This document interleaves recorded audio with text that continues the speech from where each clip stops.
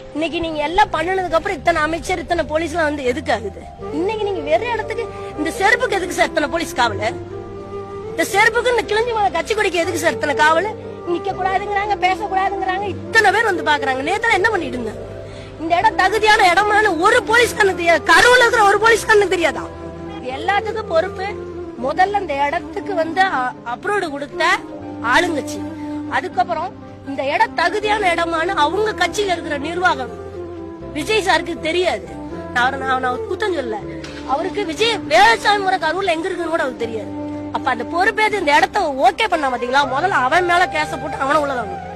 நாளைக்கு இது மாதிரி ஒரு மீட்டிங் நடக்காம இந்த மாதிரி அரசியல் கட்சி மீட்டிங் இனிமேல் போனா குடும்பத்துக்கு எவனுக்காவது 10 லட்சம் ரூபாய் தேவைன்னா போங்க. ஆனா வாங்குறதுக்கு நம்ம இருக்க மாட்டோம். எவனா வாங்கிட்டு போவோம் நம்ம குடும்பத்துல இருக்கிறோம். அதுக்கு இஷ்டப்பட்டா நீங்க மீட்டிங் இன்னுமே செம்மியாட்டு கூட்டம் மாதிரி இருந்தோம்னு வச்சுக்கோங்க, உண்மையாலுமே நம்ம வாழ்றதுல வேஸ்ட். நம்மளால எவ்வளவு ஒரு கில்லுக்கறியா யூஸ் பண்றாங்கிறது இந்த மீட்டிங்ல இருக்கு. அதாவது இங்க இருக்கிறவங்க இத்தனை படிச்சு எவ்வளவு கேவலமா இன்னைக்கு கரூரை பாக்குறாலும் கொண்டு வந்துட்டாங்க. இவங்க எல்லாம் படிச்சவனான்னு கேக்குறானு காலையில இருந்து நியூஸ்ல.